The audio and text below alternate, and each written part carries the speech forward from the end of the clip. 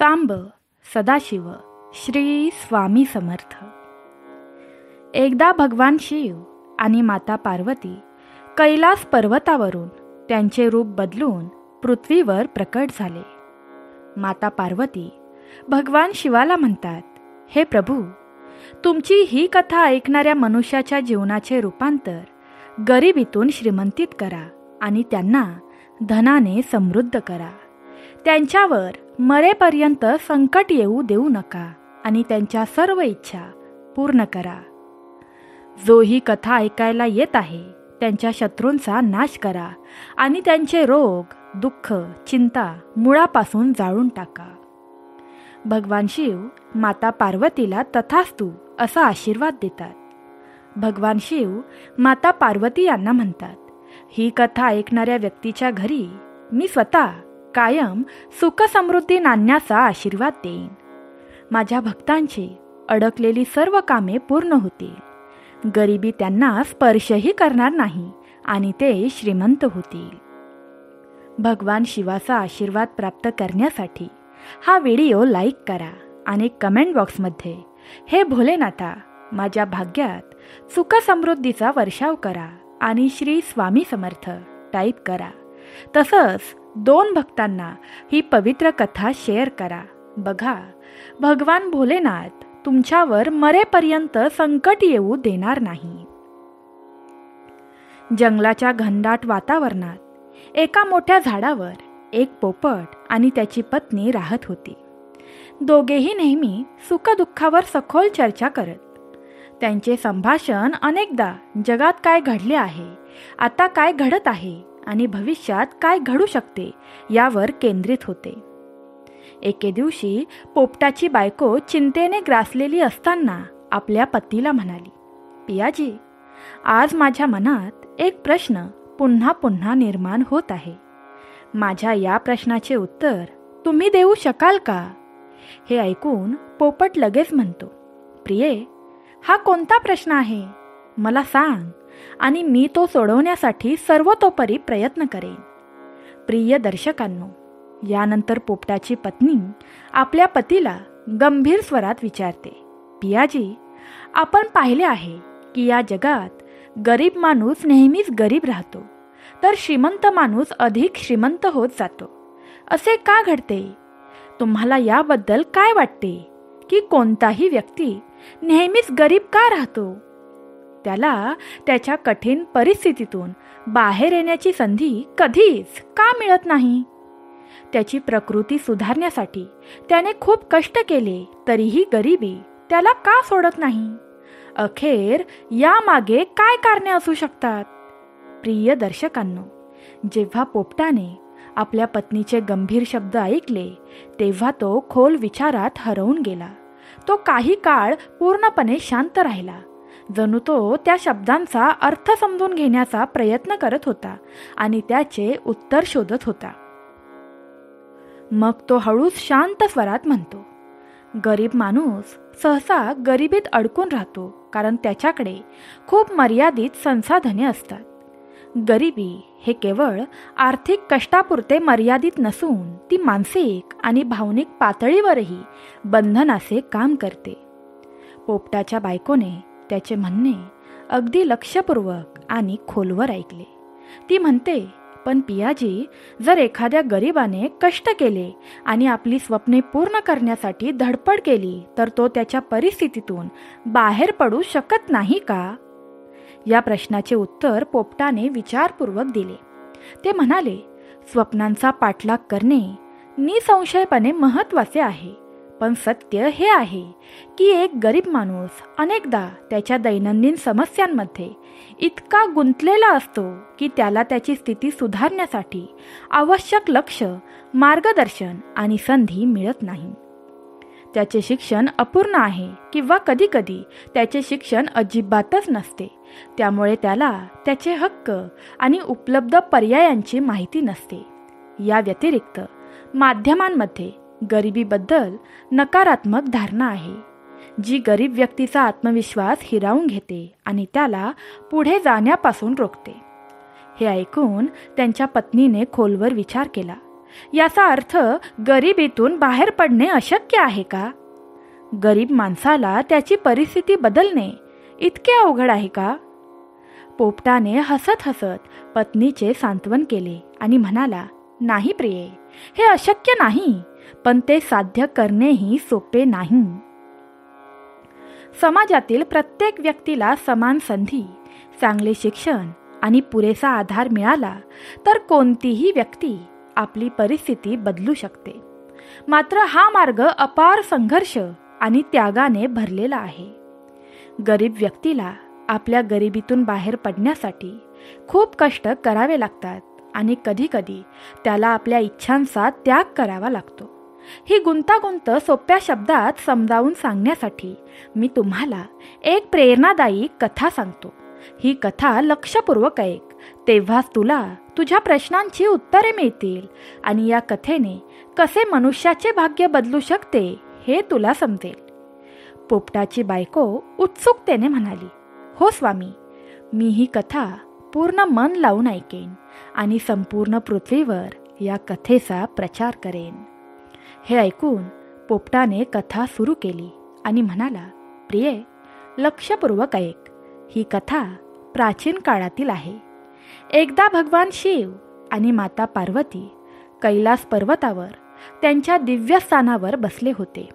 त्या दिवशी आई पार्वतीला काहीतरी वेगळे करावेसे वाटले. त्या भगवान शिवाला म्हणाल्या, हे भगवान, आज मला या जगभर फिरावेसे वाटते. मला हे जग जवळून बघायचे आहे आणि इथे काय चालले आहे ते समजून घ्यायचे आहे. भगवान शिवांनी माता पार्वतींचे म्हणणे ऐकले आणि म्हणाले, पार्वती, जर तुझी इच्छा असेल तर ये, मी तुला या जगाच्या भ्रमणावर घेऊन जाईन. तुमची ही उत्सुकता पूर्ण होईल. हे ऐकून भगवान शिव आणि माता पार्वतीने त्यांचे रूप बदलले. भगवान शिवाने ऋषींचे रूप धारण केले आणि माता पार्वतीने साध्वीचे रूप धारण केले. ते दोघेही संसारिक जीवनाचे बारकाईने निरीक्षण करण्यासाठी पृथ्वीवर प्रवास करण्यासाठी निघाले. चालताना ते दोघेही या जगात काय चाललं आहे ते पाहत होते. त्यांनी पाहिले की या जगात सर्व प्रकारची लोक आहेत. काही लोक खूप श्रीमंत आहेत तर काही खूप गरीब आहेत. काही ठिकाणी मोठे मोठे वाडे तर काही ठिकाणी झोपडे आहेत. काही लोक शक्तिशाली आहेत तर काही खूप कमकुवत आहेत. काही तरुण आहेत तर काही वृद्ध आहेत. हे सर्व पाहून माता पार्वती भगवान शिवाला म्हणाली, हे भगवान, तुझी माया किती विचित्र आहे. या संसारात इतक्या जागा आहेत, इतक्या वेगवेगळ्या प्रकारचे मनुष्य आहेत की हे सर्व समजून घेणे अशक्य आहे. हे जग इतके वैविध्यपूर्ण आहे आणि गुंतागुंतीचे आहे की ते समजून घेणे कोणालाही शक्य नाही. भगवान शिव हसले आणि म्हणाले, देवी, हे ज्ञान केवळ जगाचा समतोल राखते. जर सर्व काही समान झाले तर ही सृष्टी कार्य करणार नाही. येथे हे आवश्यक आहे की या जगात कुणी मोठे हवे तर कुणी लहान, कुणी श्रीमंत हवे तर कुणी गरीब, कुणी बलवान हवे तर कुणी दुर्बल पाहिजेत. असे बोलत असताना भगवान शिव आणि माता पार्वती हळूहळू पुढे सरकले. चालता चालता सूर्य मावळतीला लागला आणि संध्याकाळ झाली. तेव्हा ते एका गरीब माणसाच्या घरी पोहोचले. त्या गरीब माणसाचं घर खरं तर एक छोटीशी झोपडी होती. झोपडीत एकच जुनी खाट ठेवली होती. भगवान शिव आणि माता पार्वतीने त्या खाटेवर बसण्याचा निर्णय घेतला आणि त्या गरीब माणसाच्या घरी थांबले. त्यावेळीही भगवान शिव आणि माता पार्वती त्यांच्या साधू साध्वी रूपात होते. प्रिय श्रोते हो, पोपट पुढे म्हणतो की प्रिये, आता या कथेतील पुढील मुद्दे लक्षपूर्वक ऐका, कारण यावरून तुम्हाला समजेल की गरिबी आणि समृद्धीमागे कोणती कारणे दडलेली असू शकतात. आता थोड्याच वेळात त्या झोपडीचा मालक, जो खूप गरीब आणि साधनहीन होता, तो तिथे येतो. त्याच्याकडे संपत्ती नावाची एक गाय होती, जी झोपडी बाहेर बांधलेली होती. आपल्या दारात एक ऋषी आणि एक भिक्षुनी बसलेले पाहून त्याने लगेचच दोघांना नमस्कार केला. त्या बिचाऱ्याने त्यांना घरात बोलावले आणि आदराने पत्नीला बोलावून सांगितले, देवी, आज आपल्याकडे साधू आणि साध्वी प्रकट झाले आहेत.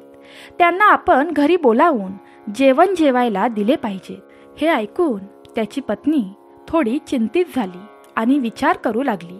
ती बोलू लागली, अहो, आपण यांचा सत्कार आणि पाहुणचार कसा करणार? आपण आधीच पूर्णपणे गरीब आहोत. आपल्याला स्वतःला जेवायला इकडे जेवण नाही आणि मग आपण या दोघांची पोटं कशी भरू शकतो? मग त्या गरीब विचाऱ्याने हसून शांत स्वरात उत्तर दिले, हे देवी, हे आपले एक कर्तव्य आहे.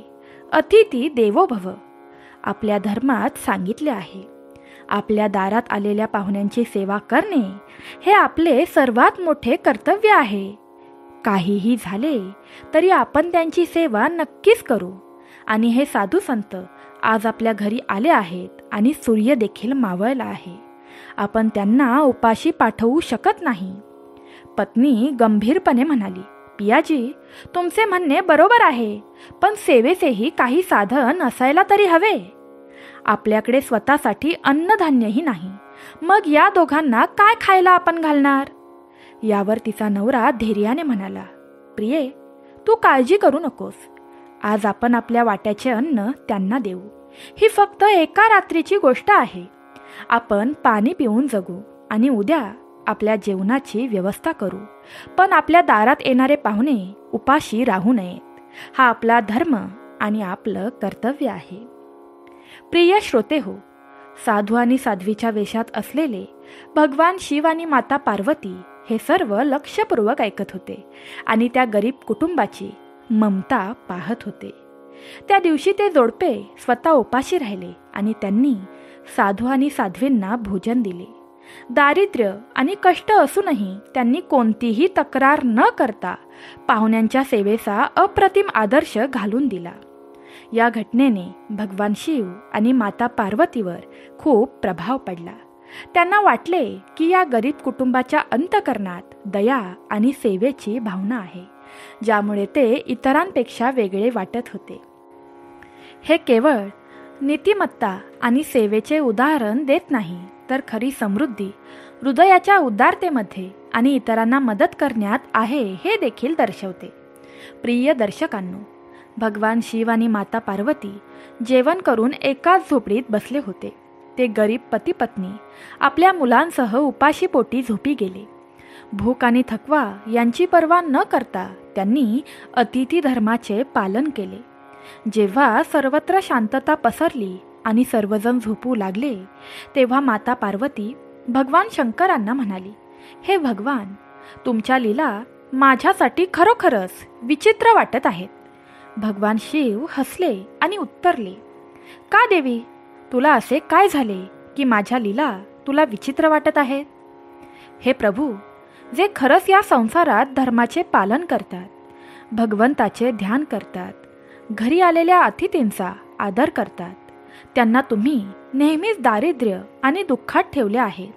आणि जे पापी, दांभिक आणि लोभी असतात, त्यांना तू संपत्तीने आणि धनाने भरलेले ठेवले आहेस. या जगाचा असा नियम आहे का?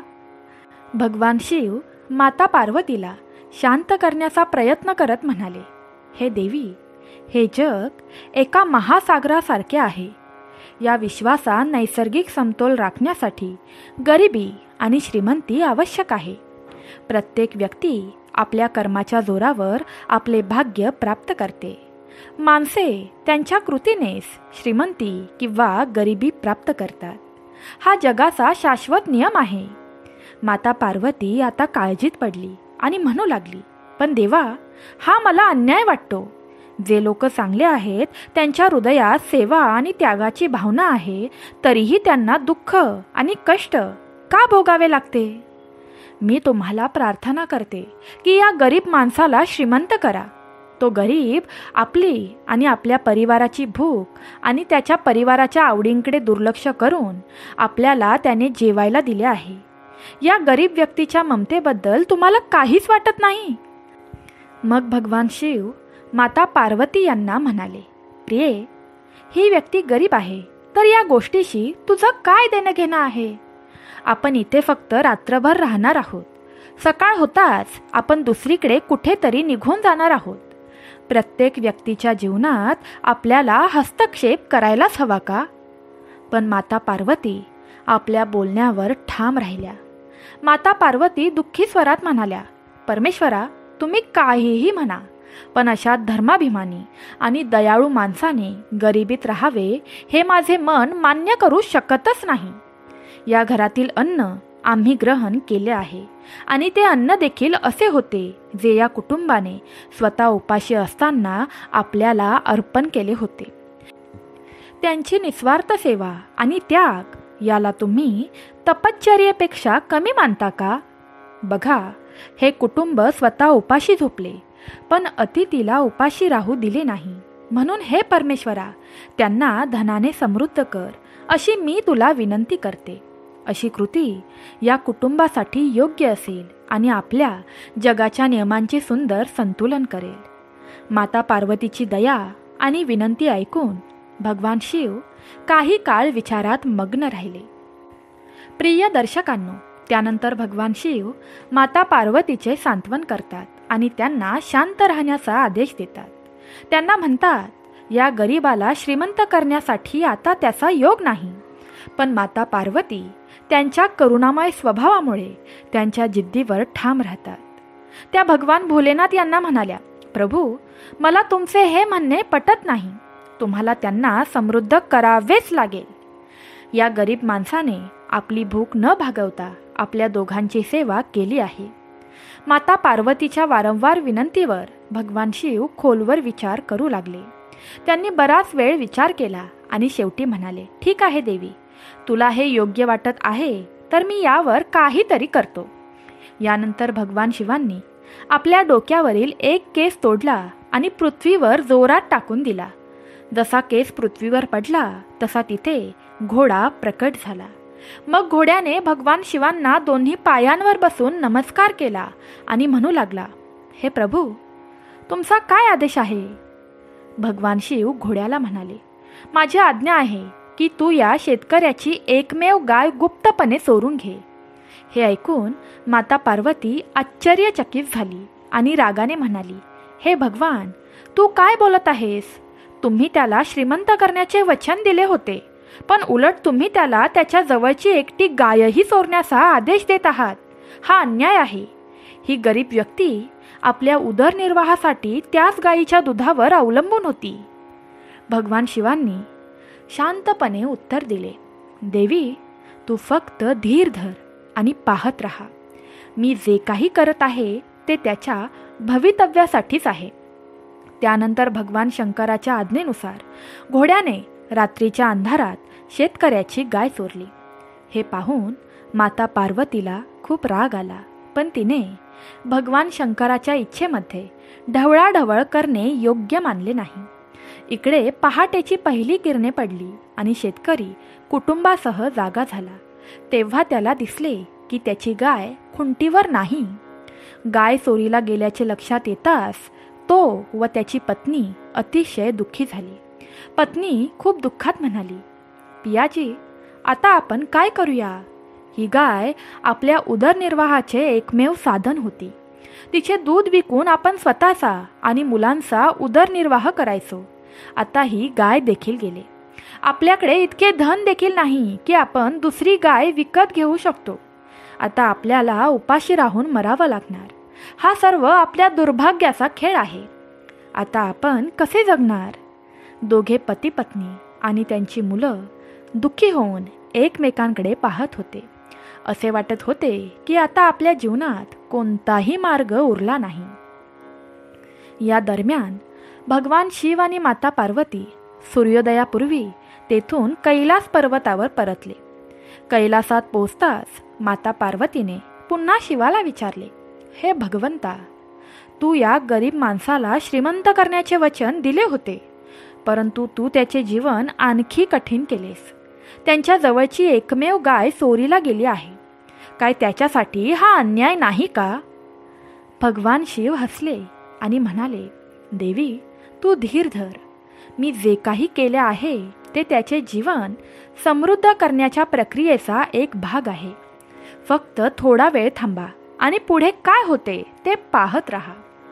तेव्हा भगवान शिवाने आपल्या दैवी शक्तीने गरीब शेतकऱ्याच्या पत्नीला एक सुज्ञ विचार दिला. शेतकऱ्याची बायको आपल्या पतीला म्हणाली, पियाजी, आता उपाशी मरण्याशिवाय पर्याय दिसत नाही. पण जर तुम्ही इथल्या राजाकडे जाऊन त्यांची जनावरे चरण्यासाठी तुम्हाला कामावर ठेवण्याची विनंती केली तर तुम्ही त्या बदल्यात आपल्याला पैसे मिळवून आणू शकता. त्या पैशातून आपण आपला आणि आपल्या मुलांचा उदरनिर्वाह करू. आपल्यासाठी हा एकमेव मार्ग आहे. पत्नीचा सल्ला ऐकून शेतकरी राजी झाला आणि त्याची परिस्थिती गरीब असूनही ताबडतोब राजाच्या गडाकडे निघाला. वाटेत तो विचार करत राहिला की राजा आपल्याला कामाला ठेवेल की नाही. शेवटी तो राजाच्या भव्य किल्ल्यावर पोहोचला, जिथे दरबार भरला होता. मग पोपट आपल्या पत्नीला म्हणाला, प्रिये, पुढे काय होईल ते लक्षपूर्वक ऐक, कारण याचा परिणाम आपल्याही भाग्यात होणार आहे. मग माता पार्वतीने कुतूहलाने विचारले, हे प्रभू, तो गरीब व्यक्ती कोणत्या प्रकारची नोकरी करणार असेल? मग भगवान शिव शांतपणे म्हणाले, देवी, तू थोडी प्रतीक्षा कर आणि बघत राहा पुढे काय होते. त्याचे नशीब त्याला कुठपर्यंत घेऊन जाते ते आपण बघूया. प्रिय दर्शकांनो, काही दिवसांपूर्वी त्या राजाच्या दरबारात एक महत्त्वाची घटना घडली होती. राजदरबारात उच्च आणि आदरणीय पद असलेल्या राजाच्या घोडेस्वाराचे नुकतेच निधन झाले. शाही घोड्यांची काळजी घेणे, त्यांच्या गरजा समजून घेणे आणि त्यांच्या प्रशिक्षणाची काळजी घेणे हे घोडेस्वाराचे काम होते. हे असे पद होते जे राजाप्रती निष्ठेने आणि कार्यक्षमतेने पार पाडायचे होते. राजाने आपल्या दरबारासाठी नवीन घोडेस्वार हवे असल्याचे राज्यभर जाहीर केले होते. या पदासाठी 3 पात्र उमेदवार यापूर्वीच न्यायालयात पोहोचले होते. हे सर्व उमेदवार अनुभवी आणि कुशल होते. त्यांनी याआधी अनेक मोठ्या राज्यांचे घोडे हाताळले होते आणि ते त्यांच्या कामात तरबेज होते. त्या दरम्यान तो गरीब मनुष्यही गरीब परिस्थिती असूनही त्याच दरबारात येऊन बसला. त्यांचे कपडे घाणेरडे आणि फाटलेले होते. इतर उमेदवारांच्या तुलनेत ते पूर्णपणे वेगळे आणि गरीब दिसत होते. पण तरीही धीर न सोडता तो गरीब मनुष्य तिथेच आपल्या बारीची वाट पाहू लागला. प्रिय दर्शकांनो, त्याची अवस्था अशी होती की दरबारातील इतर लोक त्याच्याकडे बघत होते आणि विचार करत होते की ही व्यक्ती इथे काय करत आहे. पण त्या शेतकऱ्याच्या मनात एक आशा होती की कदाचित त्याचे नशीब बदलेल. राजाने त्या मनुष्याकडे संशयाने पाहिले आणि त्याला विचारले, तू इथे कसा आलास आणि या दरबारात तुझा काय हेतू आहे? तेव्हा गरीब शेतकऱ्याने म्हणजेच त्या गरीब मनुष्याने शांततेत उत्तर दिले की हे महाराज, मला अशी सूचना भेटली होती की तुमच्या दरबारात घोड्यांचे पालनपोषण करण्यासाठी तुम्हाला काही कामगारांची गरज आहे. मी हे काम करण्यात खूप हुशार आहे आणि हेच काम मिळवण्यासाठी मी तुमच्या दरबारात हजर झालो आहे. प्रिय दर्शकांनो, एखाद्यावर देवाची कृपा झाली की त्याचे सर्व दरवाजे आपोआप उघडू लागतात. मात्र या मनुष्याच्या बोलण्यावर राजाला शंका आली. तो विचार करू लागला की ही गरीब व्यक्ती इतके अशक्त, बारीक आणि पूर्ण दारिद्र्य दिसत आहे. त्याचे फाटलेले जुने कपडे आणि सर्वसाधारण स्वरूप पाहता त्याच्यात काही पात्रता आहे असे मला वाटत नाही. या गरीब व्यक्तीला प्रत्यक्षात घोडे सांभाळणे शक्य होईल का? तरीसुद्धा राजाने विचार केला. योग्य दृष्टिकोनाचा अवलंब करून आपल्या दरबारात प्रत्येक व्यक्तीची परीक्षा आहे. जर ही व्यक्ती परीक्षेत उत्तीर्ण झाली तर त्याला ही संधी दिली जाईल. राजाचे म्हणणे ऐकून शेतकरी राजी झाला आणि नम्रपणे म्हणाला, महाराज, तुमच्या इच्छेनुसार मी परीक्षा देण्यास तयार आहे. त्याचवेळी 4ही उमेदवार राजासमोर आले. प्रत्येकजण आपापल्या अनुभवाने आणि आत्मविश्वासाने उपस्थित झाले. प्रिय श्रोत्यांनो, तेवढ्यात घोडे विकणारा एक व्यापारी दरबारात प्रवेश करतो. त्याच्याबरोबर एक अद्भुत, अतिशय सुंदर घोडा होता, ज्याचे शरीर हिरवे, मजबूत आणि चमकदार होते. त्या घोड्याचे व्यक्तिमत्व इतके प्रभावी होते की सर्वांच्या नजरा त्यावर खिळल्या होत्या. व्यापारी राजाला नमस्कार करून म्हणाला, महाराज, मी तुमच्या दरबारात एक अद्वितीय आणि शक्तिशाली घोडा विकण्यासाठी आलो आहे. हा घोडा मी दुसऱ्या देशाच्या जंगलातील डोंगरातून पकडून आणला आहे. हा घोडा केवळ सुंदर आणि मजबूत नसून तो सर्वात वेगवान घोड्यांपैकी एक आहे. हे ऐकून राजाला एक अनोखी कल्पना सुचली. या 4 उमेदवारांची तपासणी करण्याची हीच वेळ आहे, हा विचार त्यांच्या मनात आला. राजाने 4ही जणांना पुढे बोलावले आणि म्हणाला, मी तुमच्यातील क्षमता जाणून घेऊ इच्छितो. राजा पुढे म्हणाला, पहिल्या उमेदवाराने पुढे यावे आणि सांगावे की तुम्ही यापूर्वी कुठे नोकरी केली आहे आणि तुमचा अनुभव काय आहे. पहिला उमेदवार राजाच्या पुढे नतमस्तक होऊन बोलू लागला, महाराज, मी यापूर्वी अजयनगरच्या राजाच्या दरबारात काम करत होतो. तिथे मी घोड्यांच्या तबेल्याचा मुख्य काळजीवाहू होतो आणि घोड्यांची प्रत्येक लहान मोठी गरज मी सांभाळत होतो. राजाने मान हलवून त्याचे म्हणणे ऐकले आणि मग त्याला म्हणाला, ठीक आहे, आता या घोड्याकडे नीट बघ आणि हा घोडा कसा आहे ते सांग.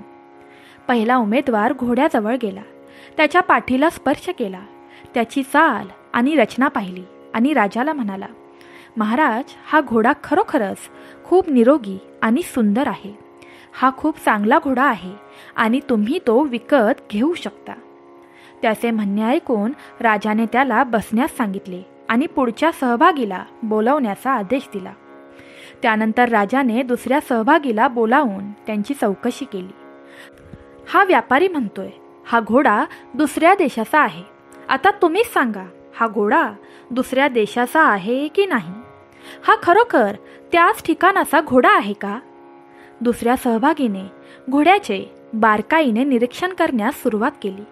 घोड्याची शारीरिक रचना, हालचाल आणि मुद्रा पाहून ते म्हणाले, महाराज, हा घोडा खरे तर दुसऱ्या देशाचाच असल्याचे दिसते.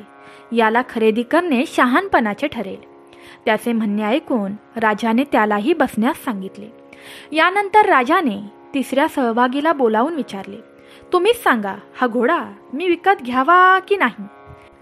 तिसरा सहभागी आपला अनुभव सांगण्याच्या उद्देशाने बोलू लागला, महाराज, मी राणा प्रतापांच्या दरबारात वर्षानुवर्ष सेवा केली आहे आणि कोल्हापूरच्या महाराजांनी मला त्यांचा तबेला प्रमुखपदी नेमले होते.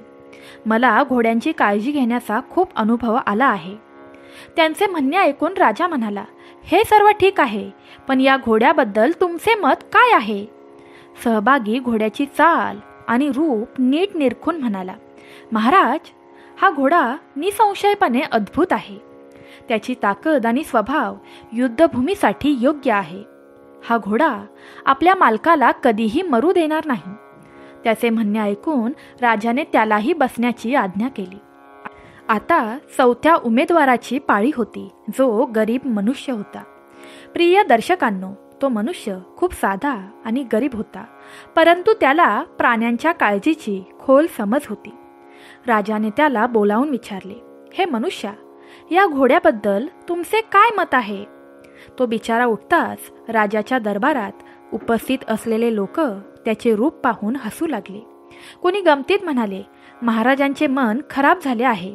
ही व्यक्ती दिसायला भिकाऱ्यासारखी दिसते आणि हा घोड्यांचा रक्षण कसं काय करणार आहे? घोडे कसे हाताळायचे हे तरी याला माहीत आहे का? तो गरीब माणूस ताबडतोब राजाला म्हणाला, महाराज, मी तुम्हाला हा घोडा विकत घेऊ नका असा सल्ला देतो. हे ऐकून संपूर्ण दरबारात हशा पसरली. लोक आपापसात म्हणू लागले, या माणसाकडे बघा, या घोड्यांबद्दल याला काय माहीत असेल असे वाटते तरी का? हा किती सुंदर घोडा आहे. या घोड्याच्या चालण्यात किती आत्मविश्वास आहे. या घोड्याचा रंग किती आकर्षक आहे. या घोड्याचे रूप किती सुंदर आहे.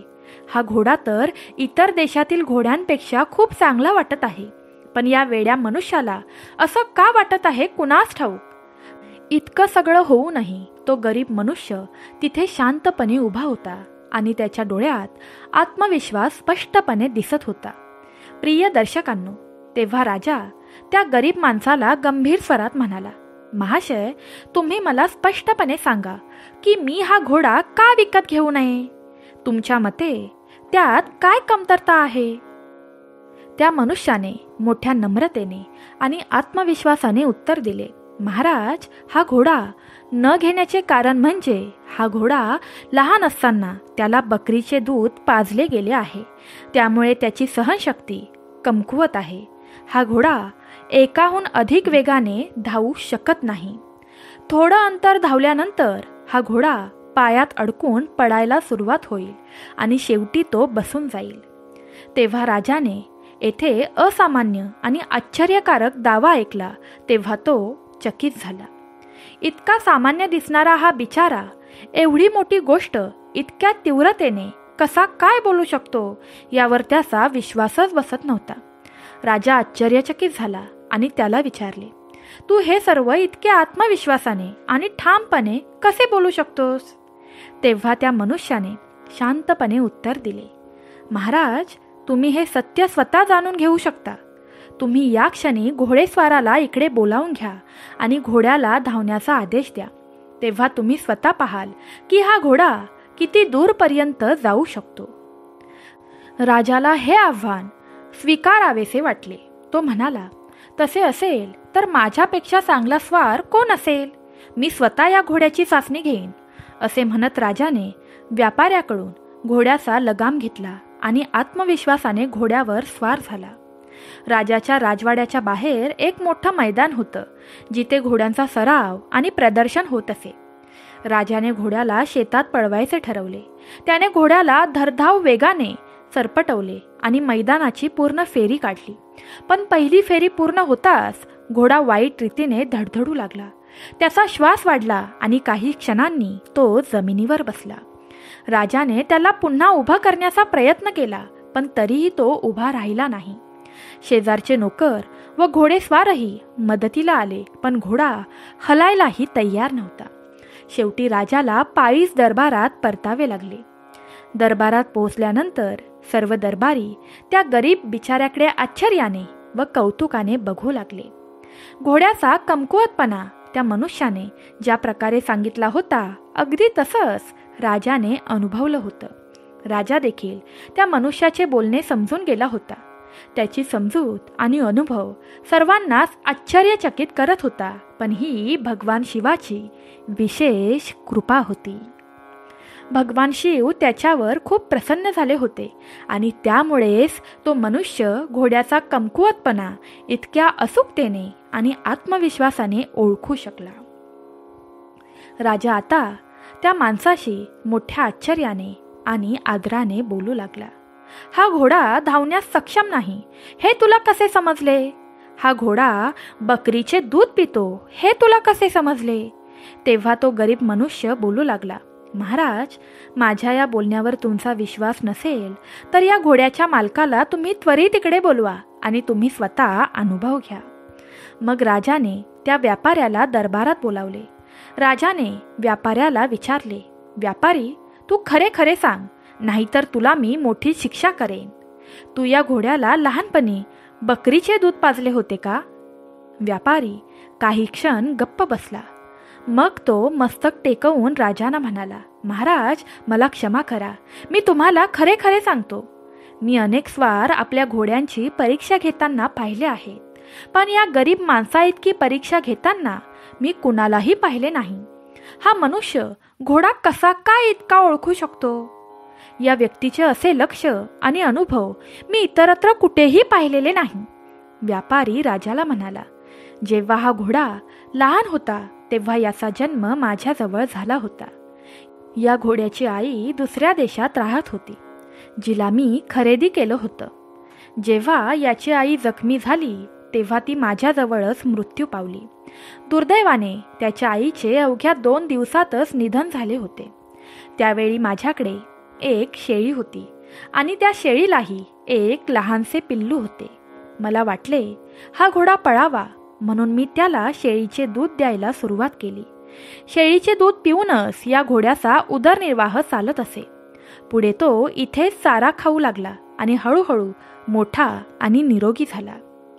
त्याची जात दुसऱ्या देशातील घोड्याची असली तरी त्या घोड्याला लांब पल्ल्यापर्यंत धावण्याची क्षमता नाही, हे वास्तव आहे. हा घोडा फक्त शेतात धावण्यासाठी योग्य आहे, या पलीकडे त्याची सहनशक्ती नाही.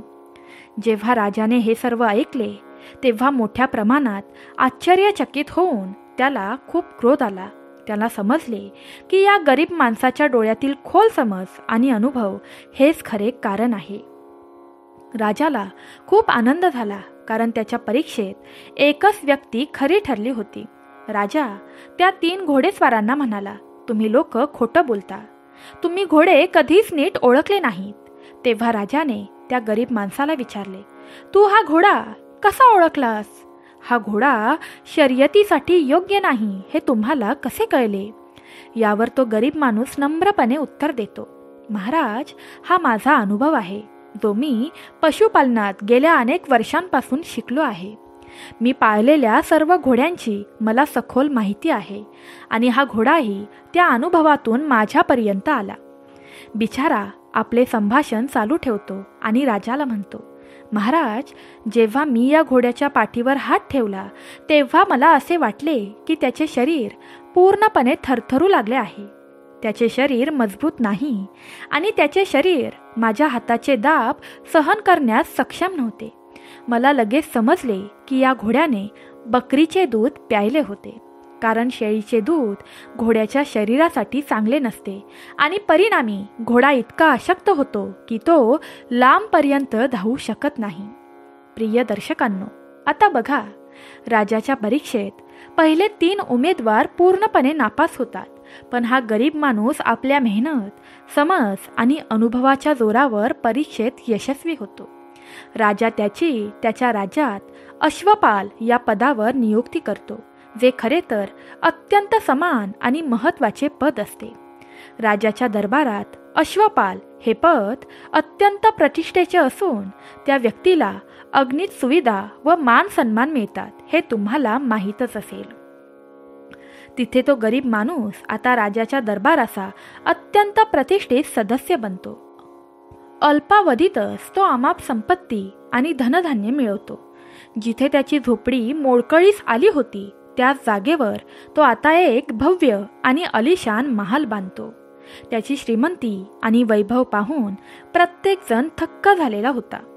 येथे भगवान शिव आणि माता पार्वतीने पुन्हा एकदा ठरवले की ते संपूर्ण जगाचे भ्रमण करतील. एके दिवशी जेव्हा ते त्या गावात पोहोचले जिथे तो गरीब माणूस राहत होता, तो आता श्रीमंत झाला होता, तेव्हा भगवान शिव माता पार्वती यांना म्हणाले, देवी, आज आपण त्याच ठिकाणी थांबूया जिथे तो गरीब माणूस राहत होता, ज्याला तू श्रीमंत करण्याचा प्रयत्न केला होतास. माता पार्वतीने उत्तर दिले, ठीक आहे प्रभू, आपण तिथेच थांबूया. भगवान शिव हसत हसत म्हणाले, तुम्हीच त्या माणसाला श्रीमंत बनवायला सांगितले होते आणि आता बघा, त्याचा महाल किती भव्य झाला आहे. आता तिथे अनेक नोकर काम करत असतील. मग भगवान शिव आणि माता पार्वती ऋषींच्या रूपात त्या महालाच्या दारात पोहोचले. त्यांनी लक्षपूर्वक पाहिलं की महालाच्या बाहेर बरेच सेवक इकडे तिकडे धावत आहेत आणि महालाचा आकार आणि भव्यता पाहून हे स्पष्ट झाले की ते गरीब लोक आता पूर्णपणे संपन्न झाले आहेत. राजवाड्याच्या बाहेर 2 ऋषींना पाहून तो अश्वपाल, जो आता श्रीमंत आणि आदरणीय झाला होता, त्याला साधूंचे रूप प्रकट केलेल्या महादेव आणि माता पार्वती यांना पाहून फार आनंद झाला. त्यांना पाहून त्याने आदरपूर्वक त्यांच्या पाया पडू लागला आणि आपल्या घरी त्यांचे स्वागत करू लागला. तो गरीब व्यक्ती भगवान शिव आणि माता पार्वती यांच्या चरणांशी नतमस्तक झाला आणि बोलू लागला, ही सर्व तुमची कृपा आहे. काही वर्षांपूर्वी तुम्ही दोघं माझ्या दारात आला होतात, तेव्हा माझी परिस्थिती खूप दयनीय होती. त्याच रात्री कोणीतरी माझी एकुलती एक गाय चोरली होती आणि त्यानंतर माझ्याकडे खायला अन्न देखील नव्हते. दुसऱ्या दिवशी कसे आणि काय खायचे तेही कळत नव्हते. पण आज तुमच्या कृपेमुळे माझी परिस्थिती पूर्णपणे बदलून गेली आहे. भगवान शिव त्या मनुष्याच्या गोष्टी ऐकून शांतपणे हसले आणि त्यांना आशीर्वाद दिला. मग त्यांनी आणि माता पार्वती यांनी रात्रभर विश्रांती घेतली आणि सकाळ होताच तेथून निघण्याची तयारी केली. मग माता पार्वती भगवान शिवांना प्रश्न करते, हे प्रभू, हे कसे शक्य झाले? पूर्वी तो मनुष्य खूप गरीब होता, पण आता तो खूप श्रीमंत झाला आहे, आणि विशेष म्हणजे तुम्ही त्याची गायही चोरली होती. मग हा बदल कसा झाला? भगवान शिवांनी त्यांचे सांत्वन केले आणि म्हणाले, देवी, तुला माहीत आहे की या जगात फक्त तोच माणूस खरोखर गरीब आहे जो कठोर परिश्रम करत नाही आणि त्याच्या क्षमता ओळखत नाही. जो व्यक्ती आपली आंतरिक प्रतिभा आणि क्षमता दाखवत नाही तो नेहमीच गरीब राहतो. भगवान शिव पुढे म्हणाले, जो मनुष्य जुन्या मार्गांवर चालतो, जो नवीन बदल आणि अधिकाऱ्यांना घाबरतो, जो आपल्या वर्तमानाला स्थिर मानतो आणि पुढे जाण्याचा प्रयत्न करत नाही, तो नेहमीच गरीब राहतो. जो आपल्या जीवनातील आपल्या पदावर समाधानी असतो आणि आपल्याला इतर कशाचीही गरज नाही असा विचार करतो, तो आयुष्यभर या स्थितीतच अडकून राहतो. जसे आपल्या खोल विहिरीत राहणारे काही बेडूक विचार करतात की हे त्यांचे जग आहे, असे लोक आयुष्यात कधीच पुढे जाऊ शकत नाहीत. जे काळाबरोबर बदलत नाहीत, जे विचार बदलत नाहीत आणि आपली परिस्थिती सुधारत नाहीत, ते कायम गरीबच राहतात. या गरीब मनुष्याकडेच बघा. आधी त्याच्याकडे एकच गाय होती आणि हीच गाय त्याच्या आयुष्याचा आधार होता. ही गायच त्याच्या आयुष्यातील सर्व आशा होती. एवढ्या साधनाने तो स्वतःचा आणि कुटुंबाचा उदरनिर्वाह करत असे, पण आपण दुसऱ्या मार्गावर जाऊ शकतो असे त्याला कधीच वाटले नव्हते. त्यामुळेच तो काळाच्या योग्य दिशेने बदल घडवून आणू शकला नाही आणि नेहमीच गरीब राहिला. भगवान शिव पुढे म्हणाले, आणि जेव्हा तुम्ही मला त्याला समृद्ध बनवायला सांगितले तेव्हा मी पहिली गोष्ट केली ती म्हणजे त्याची गाय चोरली. कारण जर ही गाय या गरीब शेतकऱ्याकडे राहिली असती तर त्याने दुसरे काही करण्याचा विचारही केला नसता. जोपर्यंत त्याच्याकडे एकच मालमत्ता होती तोपर्यंत तो त्यावरच अवलंबून राहिला असता. तो कधीही त्याची मेहनत आणि बुद्धिमत्ता वापरत नव्हता. त्या एका गायीच्या सहाय्याने त्यांनी आपले संपूर्ण आयुष्य व्यतीत केले होते. मला माहीत होते की ही गाय जर राहिली असती तर तो कधीच पुढे गेला नसता, त्याने कधीही प्रयत्न केले नसते. भगवान शिव म्हणाले, कोणीही नदीच्या काठावर उभा राहून नदी पार करण्याचा प्रयत्न करू शकत नाही. त्याचप्रमाणे मी या शेतकऱ्याला तीरातून काढून नदीत ढकलून दिले, जेणेकरून त्याला त्याची क्षमता ओळखून नव्या वाटेवर चालता यावे. त्यामुळे मी त्याला श्रीमंत केले नाही तर स्वावलंबी होण्याची संधी दिली. मी कोणालाही श्रीमंत किंवा गरीब बनवत नाही. जे आपल्या मेहनतीने आपले नशीब बदलतात तेच श्रीमंत होतात. जो काम करत नाही आणि नशिबाला दोष देतो तो कधीही यश मिळवू शकत नाही. जगातील प्रत्येक मनुष्य केवळ त्याच्या कृतीने श्रीमंत किंवा गरीब होतो. प्रत्येकाला त्याच्या कर्मानुसार फळ मिळते. जे काही तो कर्म करतो त्याला त्याचं फळ मिळतं. हे जीवनाचे सत्य आहे. म्हणूनच कृती सर्वात महत्त्वाची आहे, कारण माणसाचे भविष्य हे त्याच्या कृतीवर ठरवले जाते. पोपट आपल्या पत्नीला म्हणतो, प्रिये, तुला माहीत आहे काही लोक जे कर्महीन असतात ते आपल्या परिस्थितीसाठी नशिबाला दोष देऊन संपूर्ण आयुष्य घालवतात. ते कधीही त्यांच्या कृतीत बदल करत नाहीत आणि म्हणूनच ते नेहमीच गरीब राहतात. आता मी तुम्हाला त्या 8 महत्त्वाच्या गोष्टी सांगतो ज्या कोणत्याही मनुष्याला गरिबीतून बाहेर काढून समृद्धीकडे नेऊ शकतात. पहिली गोष्ट ही आहे की ज्ञान ही सर्वोत्तम संपत्ती आहे. नीतिशास्त्रात असे म्हटले आहे की ज्ञान ही केवळ अशी संपत्ती आहे जी तुमच्याकडून कोणीही हिरावून घेऊ शकत नाही. हे केवळ तुमची परिस्थिती सुधारत नाही तर ते तुमच्या जीवनाला एक स्थिर पाया देखील प्रदान करू शकते. जर तुम्हाला श्रीमंत व्हायचे असेल तर शिक्षणाला प्राधान्य द्या, कारण ते तुमच्या जीवनातील सर्वात महत्त्वाचे साधन आहे आणि हीच गोष्ट तुम्हाला तुमचे स्वप्न साध्य करण्यासाठी मदत करेल. दुसरी गोष्ट म्हणजे धैर्य आणि सहनशीलता. नीतिशास्त्रात यांना यशाचा गाभा मानलं गेलं आहे. कोणतेही लक्ष्य धैर्य आणि सहनशीलतेशिवाय साध्य होऊ शकत नाही. केवळ जीवन कमवून आणि सतत आपल्या कौशल्यांमध्ये सुधारणा करून आपण योग्य दिशेने जाऊ शकता. जीवनाच्या वाटेवर अनेक अडचणी येत असतील, पण जर तुम्ही धीर धरून प्रयत्न करत राहिलात तर यश तुमच्या हाती नक्कीच येईल. येथे सहनशीलता आणि धैर्याचा अर्थ असा आहे की प्रत्येक कार्यात यश केवळ सहनशीलता आणि जीवनात सतत प्रयत्न केल्यानेच मिळते. तिसरे म्हणजे चांगले आचरण आणि सहवासाचे महत्त्व आहे. नीतिशास्त्रात संगतीला खूप महत्त्व दिले आहे, कारण संगतीचा आपल्या जीवनावर थेट परिणाम होतो. चांगल्या लोकांच्या संगतीने आपण पुण्य मिळवतो, तर वाईट संगती आपल्याला दुर्गुणांकडे घेऊन जाते. म्हणूनच नेहमी चांगल्या, विद्वान आणि अभ्यासू लोकांसोबत वेळ घालवला पाहिजे. असे लोक आपल्याला केवळ प्रेरणा देत नाहीत, तर जीवनात नवीन गोष्टी ओळखण्याची आणि शिकण्याची संधी देखील देतात. चौथी गोष्ट म्हणजे चांगल्या धर्माचे पालन करणे. प्रत्येक व्यक्तीने आपले कर्तव्य आणि धर्माचे पालन करावे, असे नीतिशास्त्रात स्पष्टपणे सांगितले आहे.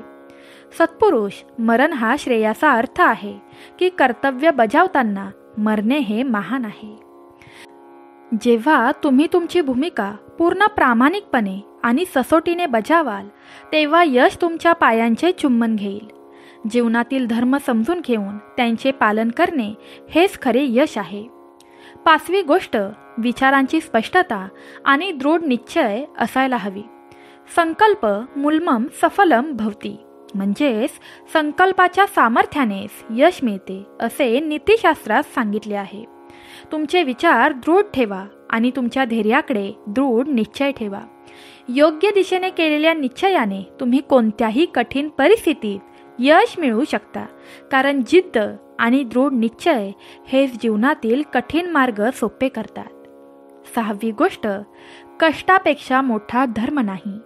नीतिमत्तेत कर्मध्यवादी तत्व आहे, म्हणजेच काम करणे हा तुमचा अधिकार आहे. कष्टानेच जीवनात यश मिळते. कठोर परिश्रमाशिवाय कोणीही काहीही साध्य करू शकत नाही, कारण खऱ्या कष्टानेच तुम्ही तुमची स्वप्ने साकार करू शकता. आपल्या कामावर लक्ष केंद्रित करा आणि परिणाम बाजूला ठेवा. निस्वार्थी कार्य करूनच खरी समृद्धी मिळते. सातवी गोष्ट म्हणजे सत्याचा मार्ग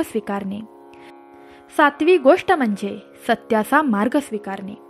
नीतिशास्त्राचा एक महत्त्वाचा सिद्धांत म्हणजे सत्यमेव जयते, म्हणजेच सत्य हाच अंतिम विजेता आहे. श्रीमंतीचा प्रवास तेव्हाच सार्थ होतो जेव्हा तो सत्य आणि प्रामाणिकपणाचा मार्ग अवलंबतो. सत्याचे पालन केल्याने तुम्ही केवळ श्रीमंत होऊ शकत नाही, तर समाजात मान सन्मानही मिळवू शकता.